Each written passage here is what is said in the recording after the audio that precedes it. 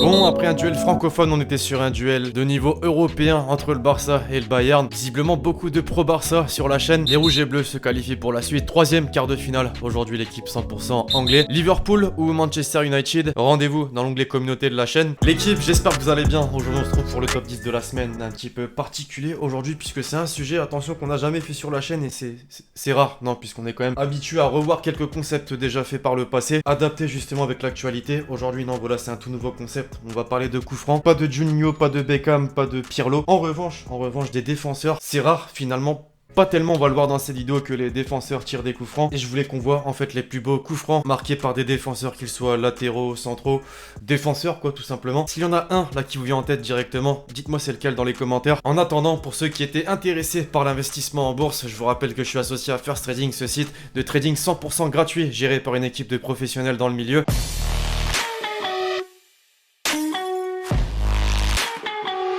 Une fois inscrit donc sur le site, vous recevez des alertes sur les valeurs à acheter au bon moment, mais aussi à revendre au bon moment. Vous êtes accompagné du début à la fin, alors n'hésitez pas à faire comme moi depuis le confinement et à encaisser.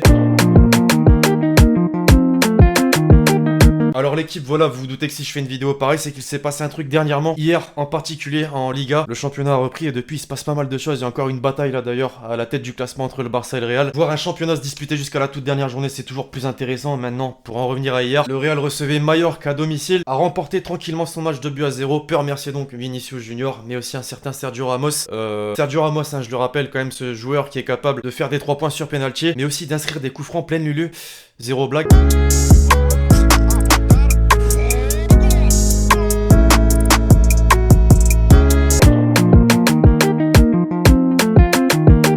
Moins choquant, maintenant Alexander Arnold sur les 2 dernières saisons, c'est clairement l'une des révélations en Première Ligue. Et ce qui fait de lui un joueur aussi impressionnant, c'est aussi les coups de pied arrêtés, on l'a vu sur corner, Barcelone évidemment, mais aussi sur coup franc, et je pense à celui contre Chelsea.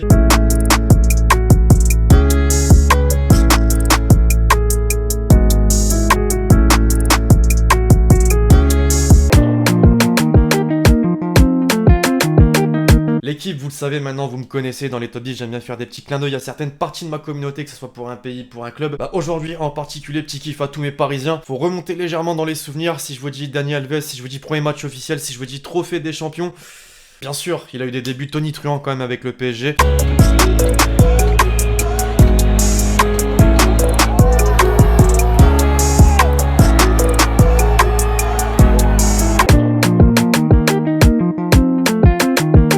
Voir Ramos s'est lancé pour tirer un coup franc, c'était surprenant, c'est le mot. Mais c'est pas le seul défenseur central, loin de là, à être assez fou pour monter aussi haut et tenter le coup franc. Van Dijk, lui aussi, effectivement, avant de rejoindre Liverpool et voir Alexander Arnold, Mané, Salah prendre les devants.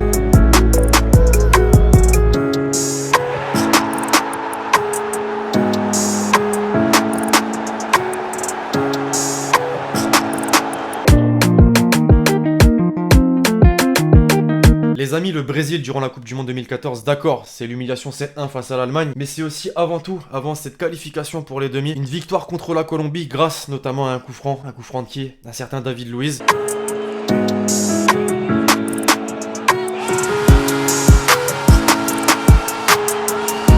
L'équipe, si vous voulez me soutenir, c'est maintenant que ça se passe. L'objectif des 4000 likes avant minuit ce soir, je remercie évidemment tous ceux qui vont contribuer. A défaut de voir Ronaldo dans cette vidéo, mes supporters de l'AS Monaco, Naldo, ça vous dit un petit truc? Évidemment, on a tous souvenir de ce type, notamment pour ceux qui ont joué Ultimate Team durant un certain temps, il était super fort, notamment du côté de Schalke 04, mais aussi et surtout pour ce coup franc, inscrit contre le Borussia Dortmund. Il y a la distance déjà, tu te dis non, il va quand même pas tirer. Au final, si, il y a la puissance et le but.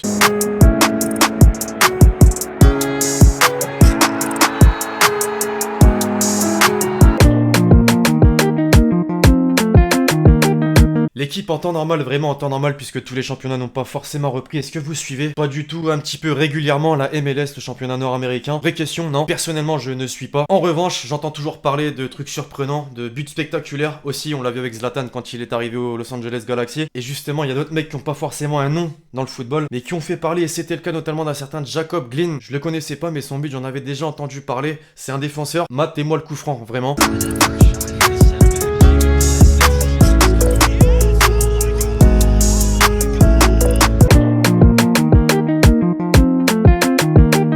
On entre dans le top 3. Désormais l'équipe c'est plus pour le côté historique entre guillemets, dans le sens où c'est des buts qui ont été très importants, qui auraient pu être importants. C'est le cas notamment dès maintenant avec Kieran Trippier. Vous vous souvenez peut-être d'Angleterre-Croatie, demi-finale Coupe du Monde 2018. Les Anglais commençaient fort, ouvrez le score avec un but de Kieran Trippier à la 5e minute sur coup franc. Pour la suite on la connaît, la Croatie se qualifie de buts 1 et perd la finale contre l'équipe de France. Ouais, j'aime bien le rappeler.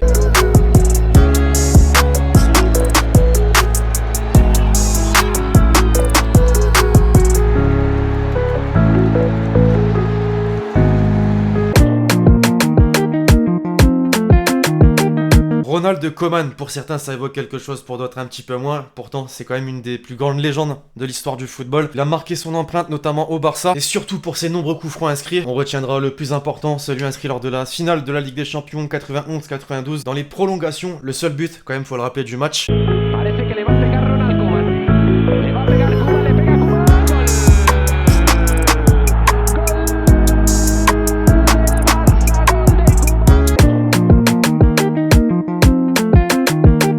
Enfin, pour conclure, certains me l'ont déjà cité, je pense, dans les commentaires, mais je l'ai pas oublié, évidemment, ce coup franc de Roberto Carlos contre l'équipe de France. Jamais, ou en tout cas très très rarement, j'ai vu un effet de balle aussi impressionnant. C'est limite à se demander si la balle a été gonflée avec de l'hélium et non pas de l'air simple. Et attention, la trajectoire va bien. Extérieur du pied.